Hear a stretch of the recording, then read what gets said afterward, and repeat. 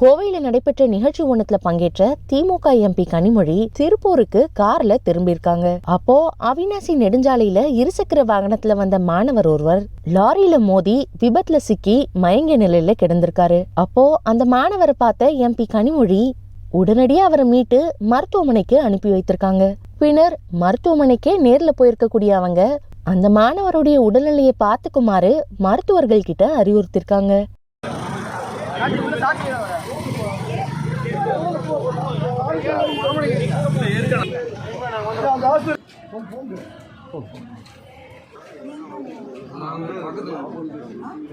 பின்னாடி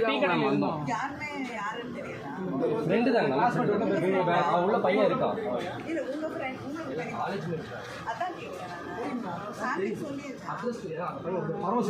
சொல்லி